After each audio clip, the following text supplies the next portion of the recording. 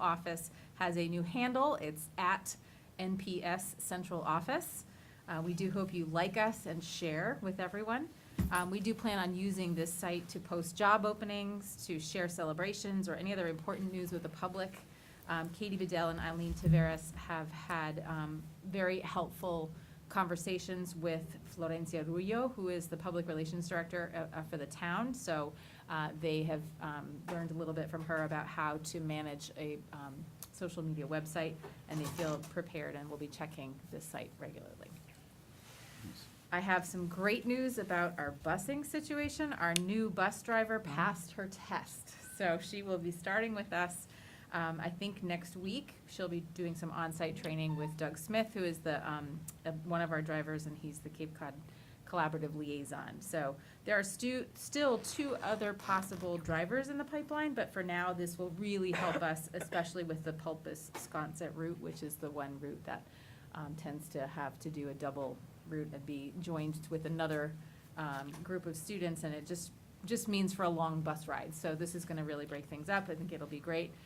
Hopefully we will see more opportunities and more drivers coming to us in the near future, and that will really make things a little easier now that the weather is getting colder. So I assume that more students will probably be thinking about riding the bus. Mm-hmm. So. And one last item I wanted to share is just my announcement on, on Friday about e-bikes. As you've heard, there's currently a temporary ban on the usage of e-bikes, electronic bikes, on the Nantucket Public Schools campus. And this is due to some dangerous behavior that has been happening on our campus, and particularly 2 incidents last week where staff members were struck. This was all accidental. There was no this was not anything in any way purposeful, but according to state law, children under the age of 16 really cannot operate electric bikes, and they must wear helmets for any sort of bike, electric or otherwise. So students over 16 who have an e-bike, they have to dismount and walk their bike to the designated parking area on campus if they plan to use it for transportation. But they have to have registered that bike, and that would be with Ms. Saradellis, because high school is having the registered bikes, and they will have a sticker on that bike indicating that it is registered. So if a student is caught riding a bike, an electric bike, on campus, or is under the age of 16, their bike battery will be confiscated, and a parent will be required to pick up the battery from the front office of their child's school. We really feel that the safety of our staff and students is of the utmost importance, and this is really something that we are concerned about. So we hope that we get the support from parents and from the community around making this a safe place for all pedestrians and riders alike. We just have to be more cautious around using electric bikes. So that's it. Any questions? Yes, I might have a question. How do you, is there like a bike monitor out there in the morning? So who? We don't have a bike monitor in the mornings. We have staff members that do help with bus arrival and dismissal, and certainly greeting children. I know at the elementary and intermediate schools we have people greeting children in the morning. Same at the high school. We have principals and assistant principals and other adults. So we hope that they can help us with that. I did have an email exchange with Chief Pittman from the Nantucket Police Department. And he is requesting that we do everything we can to make a point to deal with it in-house, so to speak, because they have a very difficult time in enforcing as well, because they'd have to stop bikers, ask for ID, and check age, et cetera. So it's a challenging thing. It's difficult to monitor, difficult to enforce, but the hope is that if we can all come together and just make it clear to students that safety is really, really important. So if they're going to use electric bikes, they have to have they have to be over 16, they have to wear a helmet, and they really have to not be using them on campus at all. So. Okay, thank you. Sure. No questions. Okay. I have a question. Sure. Since the lithium batteries cause fires, and we are going to confiscate these, where will we store them? We haven't had to confiscate any yet, so I would hope that each school, and I'm thinking mostly middle and high school, that they would have a location that's a secure place to have them. But I'm not sure, we haven't really thought of it that much yet.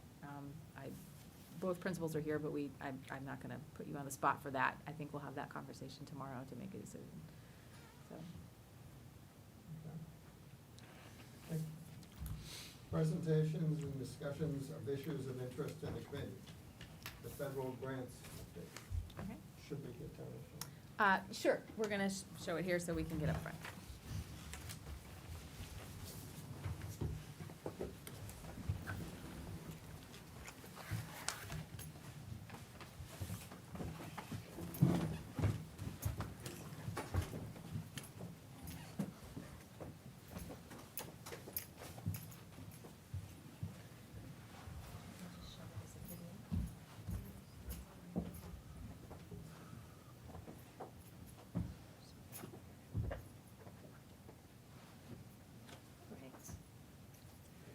All right, so Deb Gately and I are the ones who kind of oversee and write and monitor and submit for payment, write the reports for all the federal grants in the district. So the ones that I focus on mostly are the title grants, and it's really important for the title grants. These are grants that we are entitled to, right? We still have to apply for them, but there's a certain amount that we're entitled to. And they ask us to align our strategies that we're going to be paying for the grants with our district improvement plans. So one of our initiatives in the district improvement plan is to ensure that all students have equitable access to curriculum instruction that's universally designed and culturally and linguistically appropriate. And so our major, one of our major efforts that we pay for with our federal grants or title grants are summer school, which we provide for Title I, which is our students who are struggling students, and also for our Title III students, which are our English learners, and also for students with disabilities. And so that is one of the district improvement plan strategies that we focus on. The other one is actively recruit, develop, and retain high-quality, diverse staff. And the title grant that we work with to support that goal is our Title II, which pays for our mentoring our new teachers. We had 20 educators brand new to teaching, so that was really important this year. Another one is our strategic initiative 2.2, provide meaningful support towards model student behavior in the classroom and beyond. And so this is really professional development money. Title I we put money towards improving reading instruction, particularly for our summer school. Title III focused on language acquisition to improve instruction for EL students, teaching teachers how to do that. And Title IV focused on behavior management and social emotional learning. And we'll talk a little bit about where we spent that money. And then the fourth one is parent engagement. Strengthen partnerships with parents, families, and community by enhancing communication among stakeholders.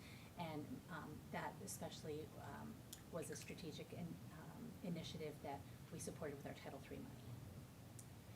We had significant reductions in Title I this year in our grant. We had previously had last year $132,645, and this year we only had $65,481. And that is because our census numbers indicated an 18.18% decrease in children in poverty from fiscal year 22 to 23, which dropped the district below the 5% threshold. And so I immediately called and said, I think that must be wrong, and I had a meeting with the district, with the state grant administrative offices. And the reason that there seems to be discrepancy is that low income, first of all, is kind of a moving target that changes every year in the state.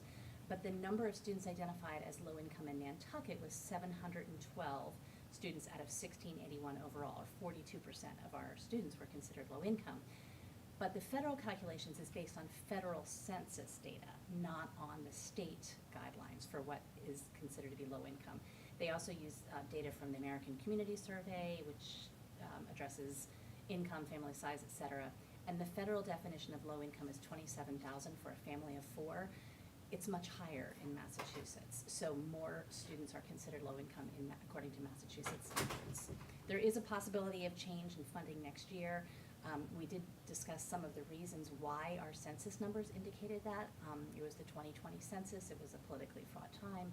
A lot of families and individuals who were not documented citizens were afraid to fill out the census. So there's, and it was in the middle of a pandemic, so certainly those things probably affected, according to the grants office, our numbers. So you can see the difference here. In 2022, 58.8% of our students were low income or economically disadvantaged, and you can see that on our DESE profile. And according to the federal numbers, we only had 5.501 in 2022. So you can see the difference there, and you can this chart shows the numbers in Nantucket based on the state numbers. So you can see that's been growing significantly.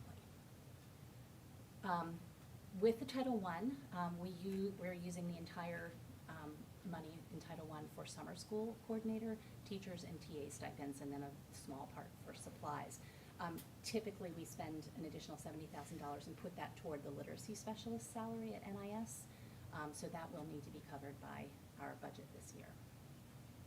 The other title grants, Title II, we put the entire amount towards mentoring stipends.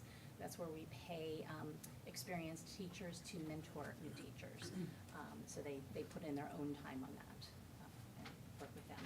And then our Title III grant for $42,931, that is for our English learners, and most of that went towards summer school for our ELs as well. A small amount for instructional materials for parent engagement, and a small amount for memberships and subscriptions. And then Title IV, our entire amount we put toward the professional development for our teachers in NES and NIS for responsive classroom. That is some professional development that helps teachers learn how to respond to students' behaviors in the classroom, and how to create routines so that disruptive behaviors don't happen. And it's a very expensive but also very effective professional development program that we've been doing for quite a few years in the district. So we put $10,000 towards that. The other set of expenditures, I'm just going to talk about these because Martin is not here tonight. He's the one who kind of is in charge of the ESSER grants. In ESSER 2, which is now completed, we've spent all our money in ESSER 2. These were some of the expenditures that we had for, most of them were for professional services. So we put more money towards responsive classroom professional development. Last year we had additional workshops. We've done some writing professional development because we've discovered that the pandemic really took a toll on students' writing, and we needed to really increase our effectiveness in helping accelerate students' progress in writing. We did some reading professional development at NIS. We had some professional development for our TAs to help them get certified, and Deb could probably answer some questions about that. We spent some money for some professional development on educational technology, particularly in helping teachers get up and running on Schoology.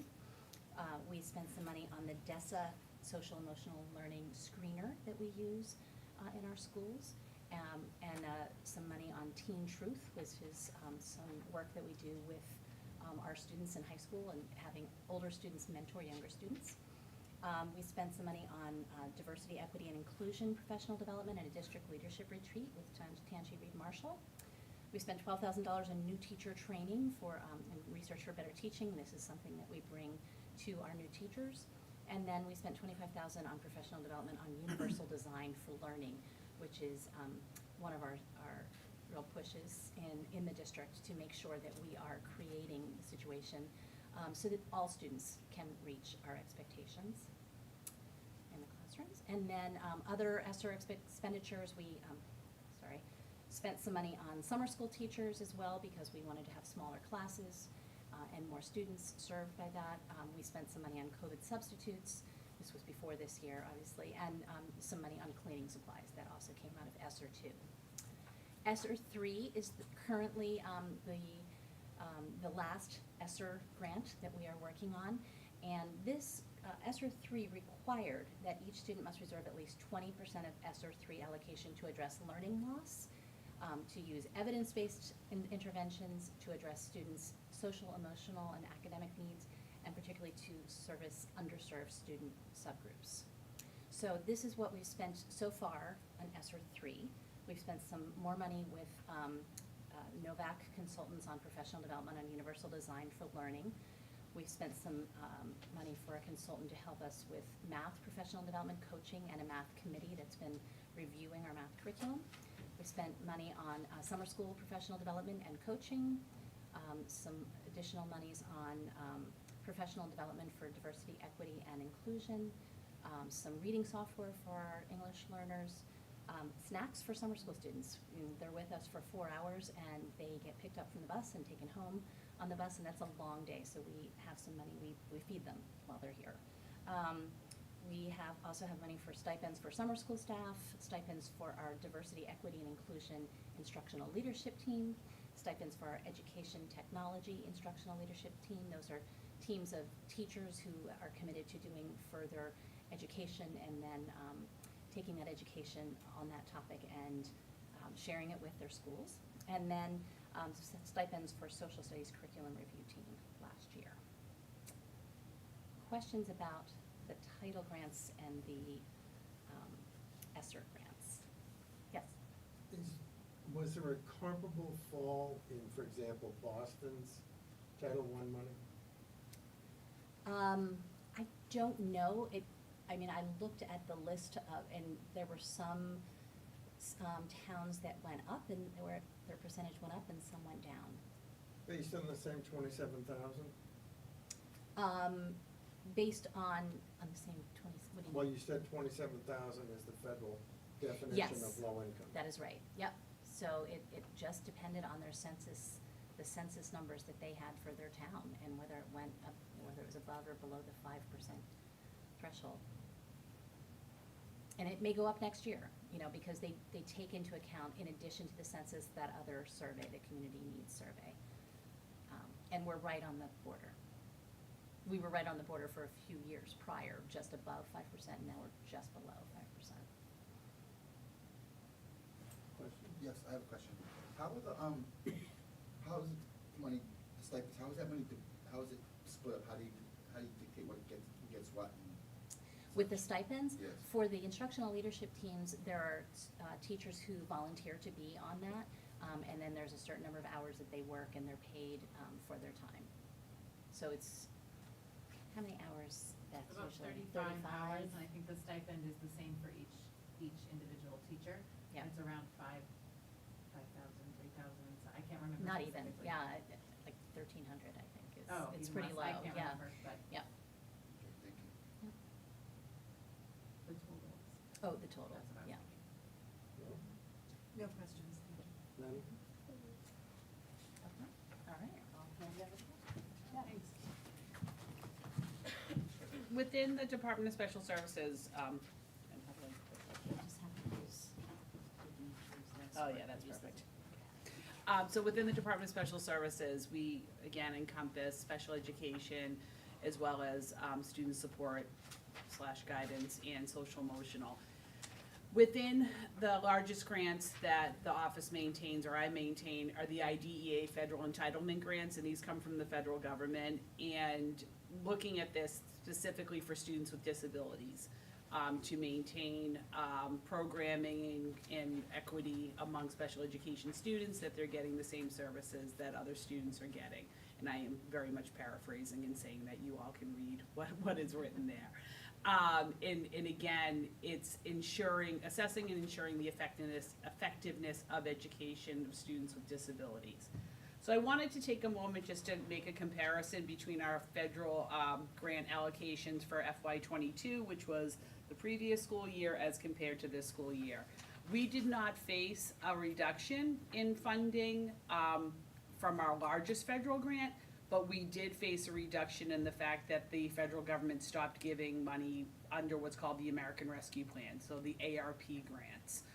So we were able to do some more, some different programming last year as a result of this extra money, but we're not as impacted. Our allocations are dependent on the number of students that are qualified with disabilities in the district, And we did not go down in those numbers last year, we actually went up. We're currently at 19% of students in the district with qualified with disabilities. So in fiscal year '22, which was, again, for all intents and purposes, last school year, our 240 IDEA grant was $423,233.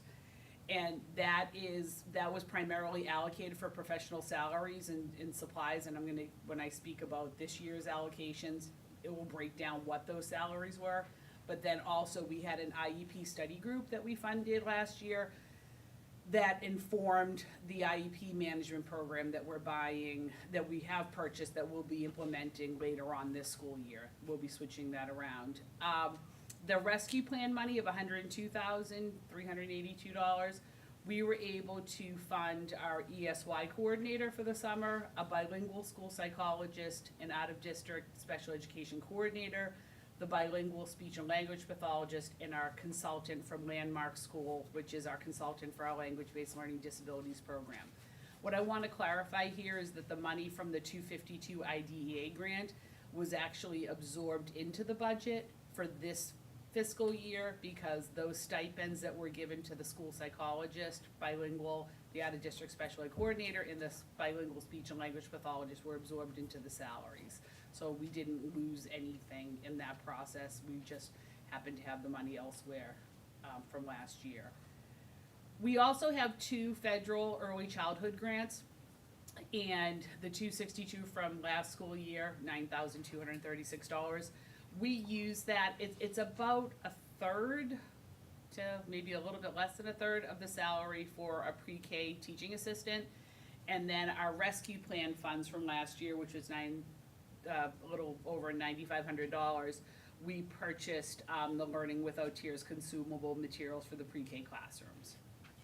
But again, nothing was affected, those things are still happening, we've just allocated the money differently.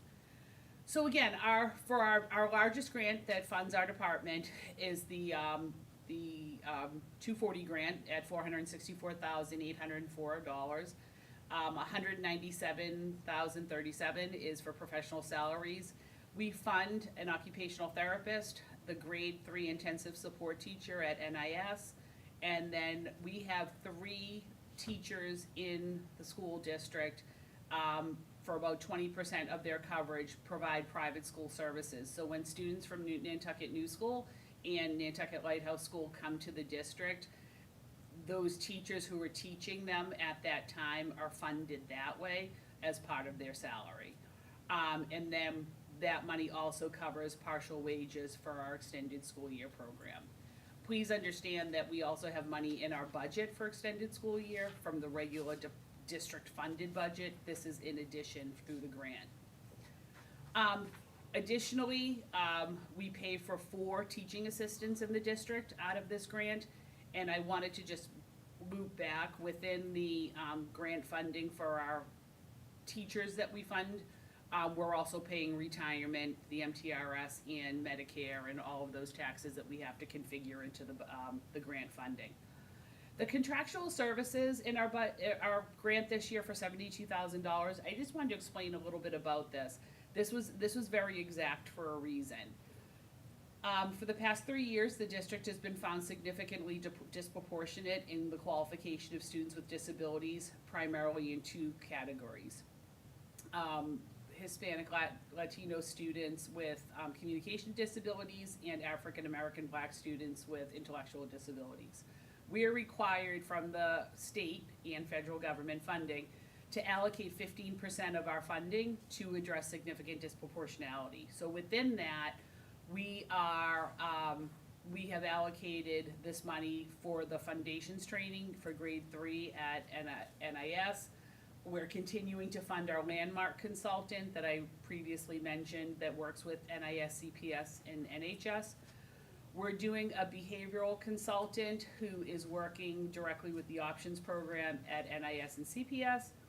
We contracted work with an organization to look at equity in special education for a curriculum. And then we also are adding in a small stipend for professional development for private school teachers. So we, again, as part of our federal funding, are required to with funding for professionals. This money plus what's in our district budget to purchase and pay for evaluation and assessment materials. I do have to point out that because of the district being down 2 school psychologists, we are currently contracting with 5 individuals outside the district to make sure that our evaluations are getting finished, and we're remaining compliant. And then instructional and specialized technology, office supplies. When I have to go do off-site visits to out-of-district schools or professional development, there's money allocated for that to pay for my travel. And something that new that we have this year in the grant is $7,500 for student transportation services. That is not on-island transportation. We have currently 2 students that are attending programs at Cape Cod Community College, who, as part of our post-grad or students who've deferred diplomas, they're attending programs. We have to pay for their boat travel, as well as the most effective and cost-effective measure that we found is their Ubering from the ferry to the college, back and forth. Trying to find a bus or a cab was not feasible, so we've allocated money to be able to pay for that. And then 262, this money didn't really change. We're partially funding a salary, and this is the early childhood funding. Within our department, we also have social emotional learning and mental health. Unlike the 240, 252, and those federal entitlement grants, we know we're going to get them every year. Those are renewable grants. This grant, the 613, is for social emotional learning and mental health. We have gotten this a couple years in a row, but they were giving us indication through the state that we may not get this money again for next year. So of the $99,000, $521 that we have, we've been funding the Teen Truth program at the high school, which includes the coordinators and supplies. The Family Connections program that maintained at NIS last year, just under $40,000 to include the coordinators, the facilitators, the monitors, and the program supplies. Our specialized contractual counseling services, just about $38,000, give or take. We paid for outside local providers and community connections to help us last year with the shortage that we had in social workers and counselors at our schools to be able to still service kids, and we paid for it that way. And then the Aperture, which is the DESA screener, for $10,000. We are actually going to be requesting to absorb that into the budget. That program that we continue to feel is beneficial has gone up 50% in the past 2 years. And we're currently considering what else we can do to maybe absorb those costs. Do you want to conclude? Yeah, sure. So just some conclusions that we made after kind of looking at the picture, the whole picture with the federal grants. Title grants and IDEA grants are ongoing, they're entitlements, but with reduced Title I funding. The ESSER grants have allowed us to bring high-quality professional development focused on student achievement, but these grants will expire by 2025. And you can see these are the different areas that we have spent some of those ESSER grant monies on professional development. Academic professional development, like the math review and workshop model, writing PD, reading PD, social studies review, social emotional professional development like responsive classroom, DESA, and Teen Truth. Professional development that's really focused on reaching all students with universal design for learning and our diversity, equity, and inclusion work.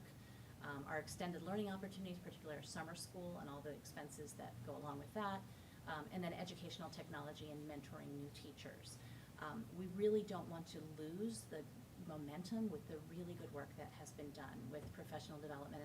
A lot of districts have experienced this because a lot of districts have had ESSER money and they've spent it on professional development, and they've really seen the impact of this professional development on teachers and the quality of the instruction that teachers are providing and the structures that we're really reviewing to make sure that we're reaching all students. So in order to maintain this high level of quality PD, we will need to increase our general fund budget lines to support the continuation of these professional development offerings across the district after the ESSER funds expire. We don't expect another ESSER grant to become out. So just wanted to kind of give you that heads up. Did anybody have any questions about the IDEA or special ed? I have no questions, thank you very much. I have a question. What is the timeline? So you submit the grant, and when are you notified if you've received it? That's a great question. Depends how busy they are. Yeah, so, we essentially, we're told our allocation sometime in the summer. And what ends up happening, at least in the special ed realm, that's also concurrent when we're doing our circuit breaker reimbursement. For the services that we provide within the district to students, we do get reimbursed a percentage. Our, reimbursement that I submitted this year totaled about $599,000. And that we had to go through and, like I said, figure out all of the services that we provide that were reimbursable by the state. Probably 2 weeks after that, in special ed, we get our allocation. I can tell you with certainty, our grant was approved last week.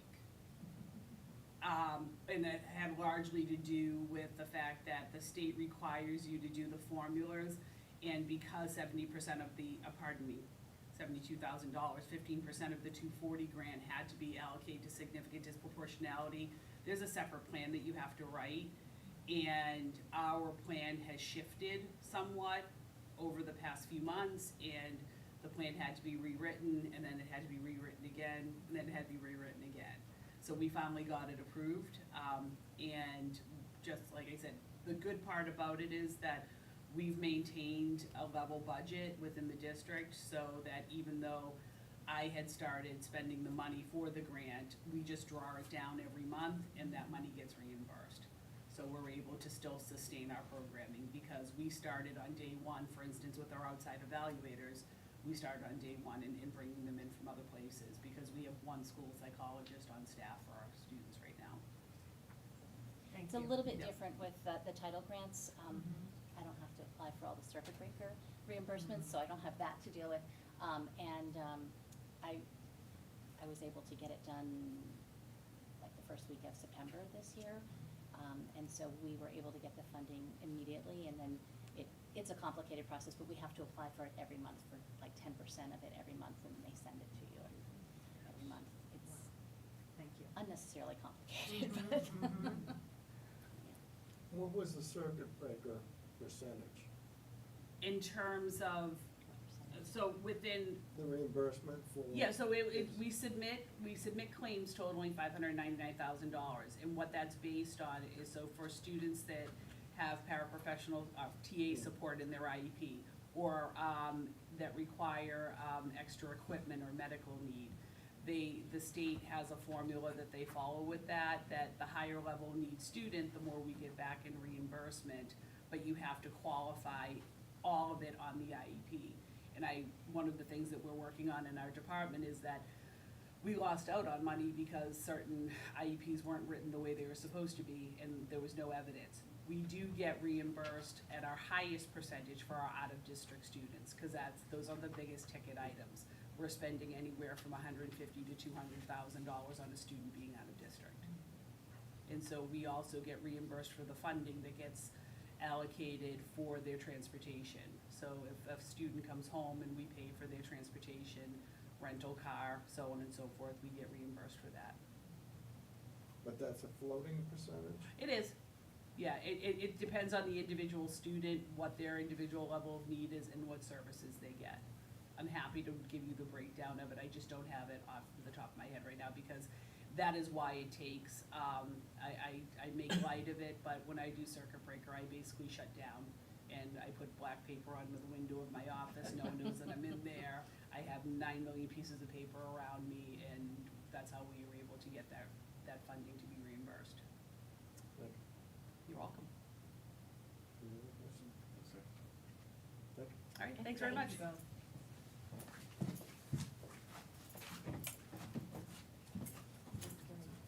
Yeah. Moving on to Jen. Moving on to Jen. Yes, sir. Hmm?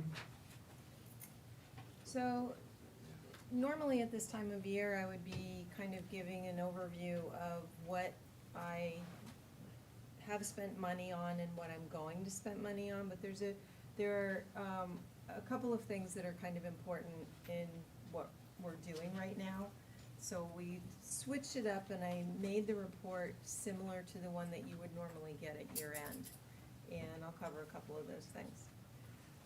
The first thing is, we were able to get a new ESP 12-month position for a tech integrationist. Her name is Morgan Smith-Jones. I'm really sorry, Deb, that I stole her from your department. It's been a great fit, and her job primarily is to make sure that we document regular processes that teachers use, students use, staff uses, and put them in formats that are easy for everybody to understand, and then post them in a resource so that people have various places they can look for these resources. So she's been a great addition to the team. Some of the accomplishments that some of them are ongoing, but we're really working on them this year. The Get Help ticketing system. This is the first year where almost every request that comes into the tech department, we pretty much create a ticket for. We can track the, percentage, we can watch things that are trending. For example, we saw some of our wireless was being a little flaky at the very beginning of the year. And you see a few different tickets come in and we merge them together and kind of focus on that and work with one of our vendors to help with that. We've seen with the Windows updates, some of the automatic Windows updates, we start getting a lot of tickets in for the same thing, and we find a solution for that and then can merge them and apply it. So that's been really helpful. It's also great for allowing the cross coverage of the team, so that if things are, high school is particularly busy on something, one of the other team members who's familiar with that particular thing can jump in and help. We were able to finish using up the capital funding that was provided 2 years ago for the digital, back up. We were able to get the digital bulletin board, so you see at the entrance of all of the schools, it's a simpler version. It's not so fancy with a lot of pictures and everything. But various of the staff, for example, I'm not sure if Travis put much up for the sporting events that are happening, this week, but he'll put on this scrolling bulletin board what's happening. And if when we have open houses, something like that, the front offices would be able to change that information. Goes up pretty quickly.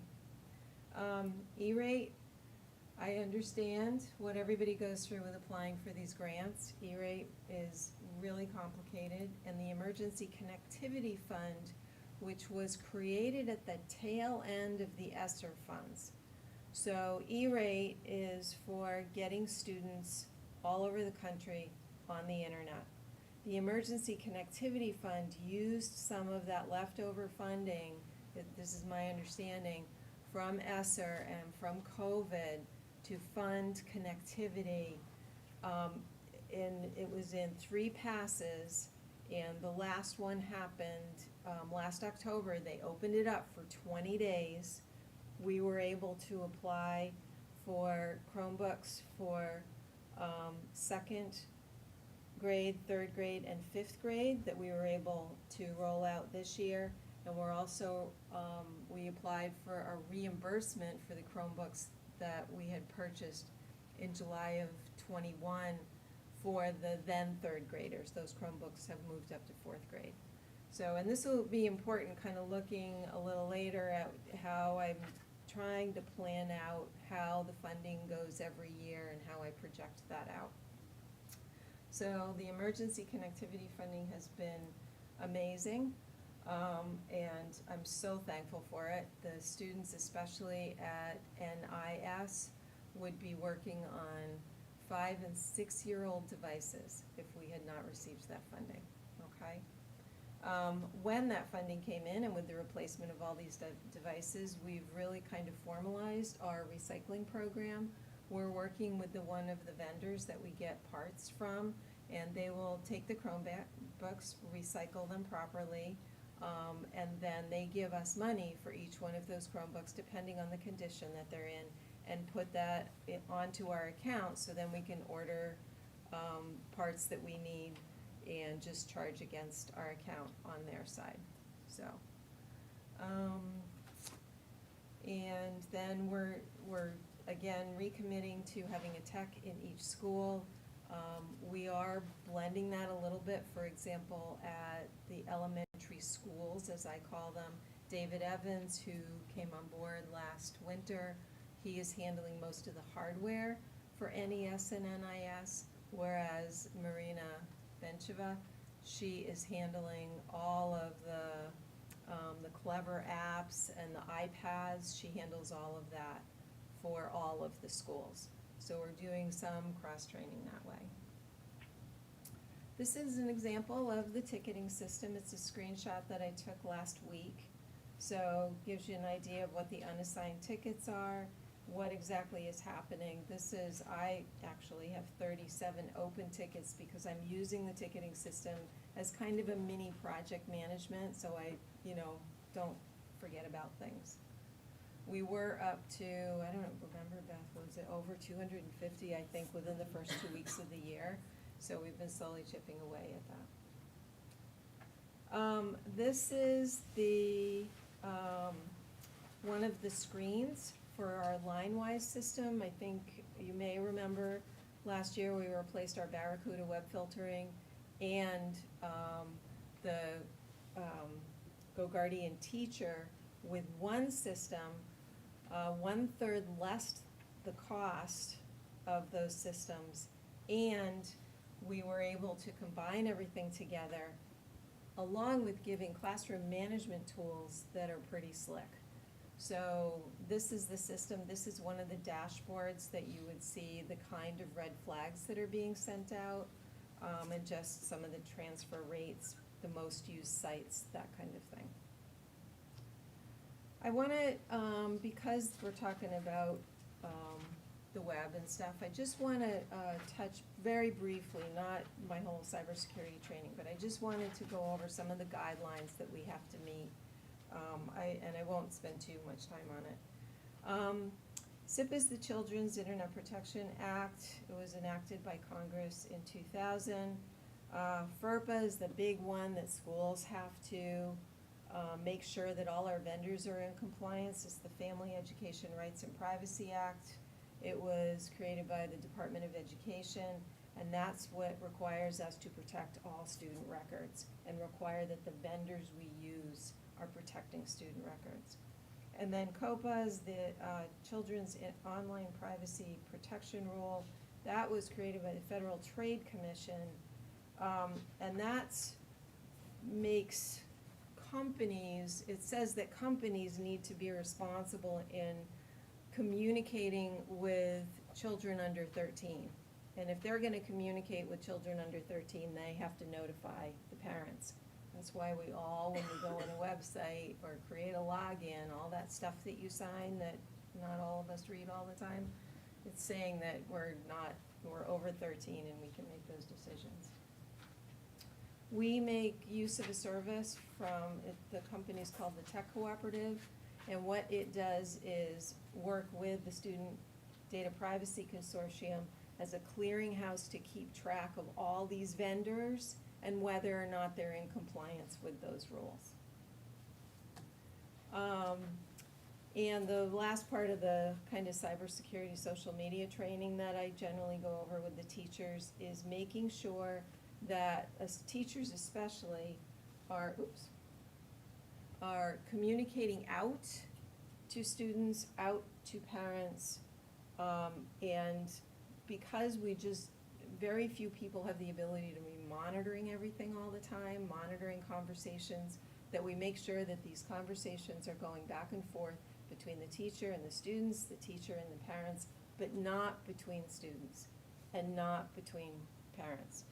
It really is a game of whack-a-mole. As Mike Horton knows, the students pretty quickly find out a new way to chat with each other. So we're working on that. I'll jump over this slide. Any questions on cybersecurity or any of those guidelines? No. Okay. Jumping back over, as you know, at NES, NIS, we've been able to get a lot of new equipment. CPS and NHS. I'm thrilled to tell you that we've had over 25 kids want to be involved in Nantucke's, and we don't have the space. So we're trying to figure out how to divide them up. We also did a lot of work, thank you Brian Potter Electric, we have rewired a lot of the library. We're trying to get a lot of the wiring, the Ethernet wiring, upgraded in the building. Devices purchased. I realize I'm looking at this going, wait a minute, where are the 450 devices that the ESSER funding bought in fiscal year '22? Because we didn't pay for it, they're not on all my lists. So this is a typo for fiscal year 2022, which is when those devices came in, even though we didn't use them this year. That should actually be 600 devices, 450 of which were purchased through the Emergency Connectivity Fund. Just a graph of what they look like by year.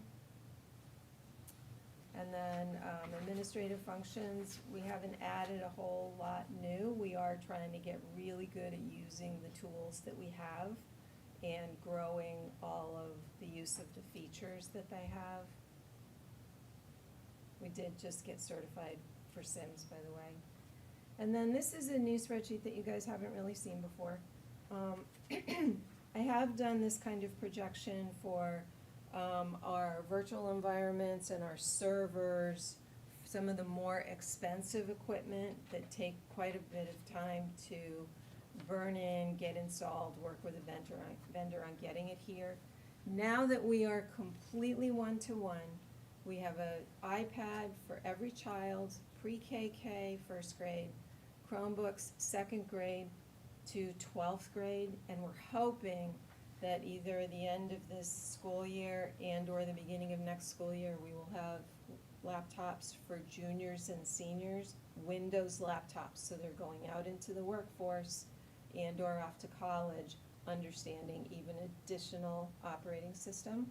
They'll have Chrome under their belts, and they will then have Windows also. So, and that's why I highlighted the $250,000. Laptops are expensive. Chromebooks are somewhere, you can get them for $200, ours are a little more than $300 because they have the touch screens and stuff. Laptops are a lot more expensive. So we're gonna be working on that. And then I try to project out, I went back a little bit to see how these things came in, and one of the reasons I tracked it that way is a lot of these things were purchased with either ESSER money or the Emergency Connectivity Fund, and then my budget, and then capital infusions, or end-of-year money. But we're only budgeting for Chromebooks for 6th and 9th graders. So in rolling it out this way, you get an idea of how much money, if you're going to maintain this, every year you're swapping out something that's 3 or 4 years old, but hopefully not getting to 5. It costs money to be reinvesting in this hardware every year. This year, we're also working some more on getting the network and the wireless, more coverage. As you know from tonight, we need to get the wire working better in here. It worked for a week, I don't know what happened to it, but we had a wired connection for NCTV, and that wasn't working when they came in tonight, so that'll be a priority.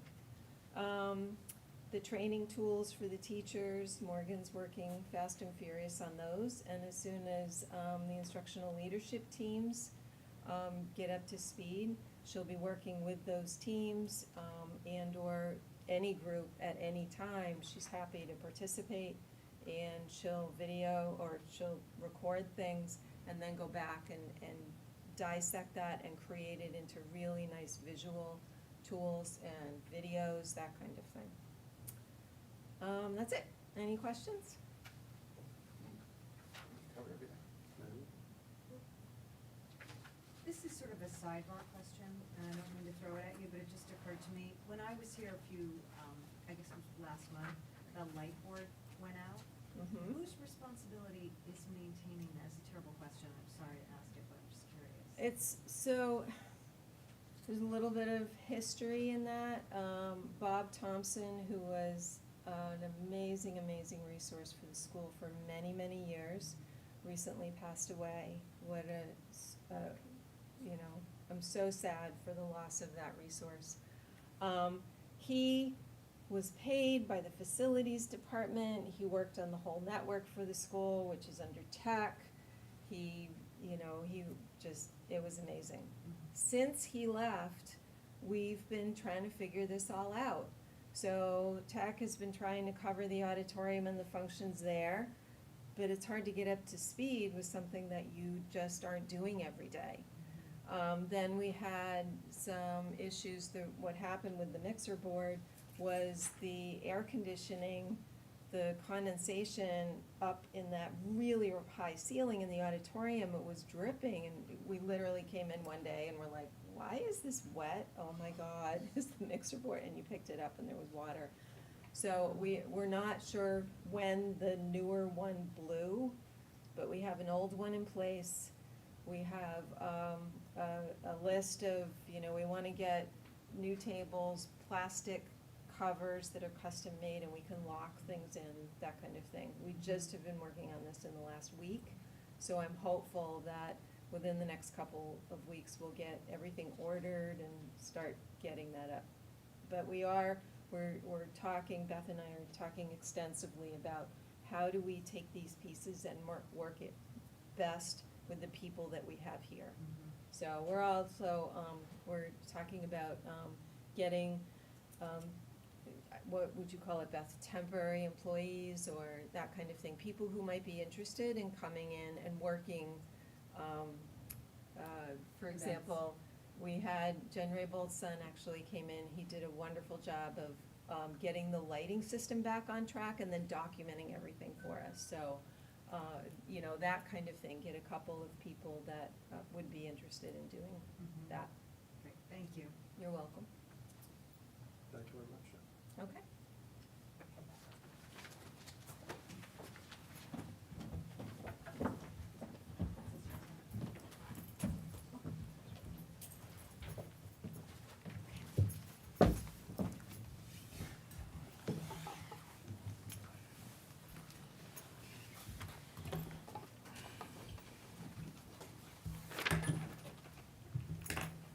Okay, moving on to committee discussions and votes to be taken.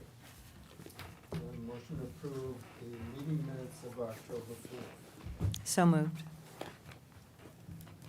Sorry. Yes. All in Approve. favor? Aye. I'll second, Aye. sorry. October 18th, meeting minutes. So moved. Second. All in favor? Aye. Vote to approve the fundraising funds from Educate to Nantucket Elementary School in the amount of $378.48. So moved. Second. All in favor? Aye. Vote to approve the donation to CPS, the WCPS News Network, in the amount of $200 from Ridge LLC. So moved. Second. All in favor? Aye. Vote to approve the donation to WCPS News Network in the amount of $200 from Cook's Cafe, Inc. So moved. Second. All in favor? Aye. Vote to approve the donation to WCPS News Network in the amount of $500 from Sylvia Antiques LLC. So moved. Second. All in favor? Aye. Move to approve transfers and invoices. So moved. Second. All in favor? Aye. Natalie, you're up.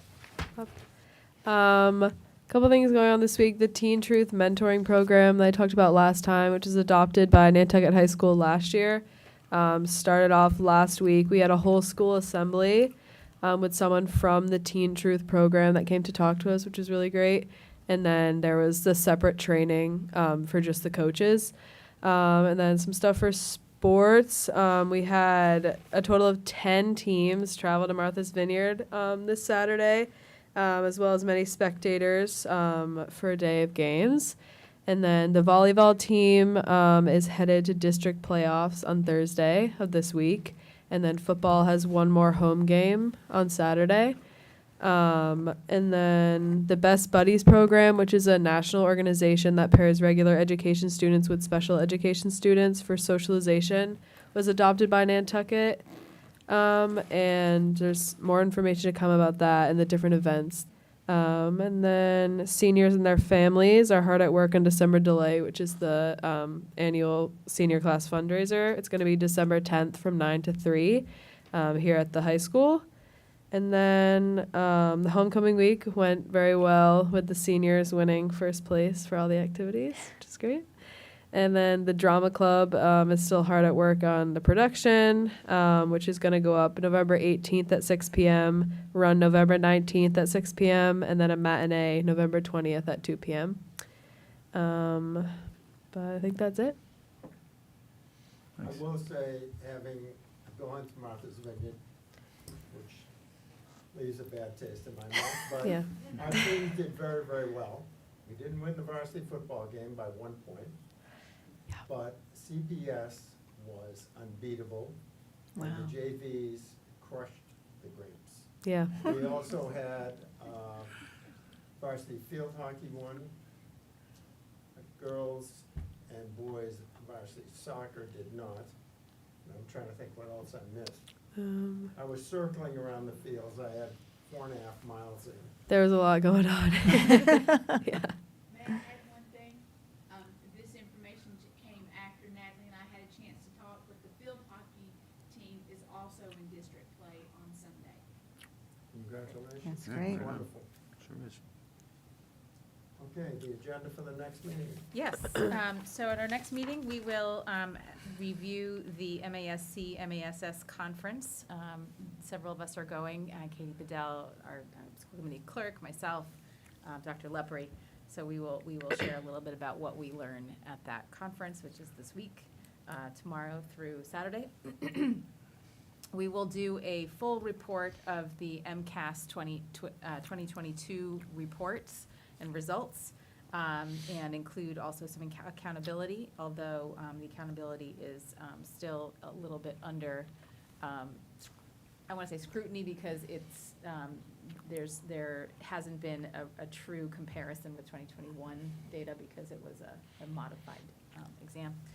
So, and hopefully we'll be able to share the vocal data, which is a survey around culture and climate for students in 3rd, 4th, 5th, and 8th and 10th grade. So that'll be interesting. And then some budget development. So that will be our meeting the next meeting. Great. Anything else? I just want to add, because I saw Mrs. McKeever, that I heard the play has been announced, the musical. I will not say it if it has not been publicly Mrs. announced. Vassal? Okay, No. I'll just keep that to myself. Yeah, jeez. Not yet. No, sir, I have nothing to add. No, anything else? Nope. Okay, can I have a motion to adjourn? So moved? All in favor? Aye. Second, and aye. Thank you.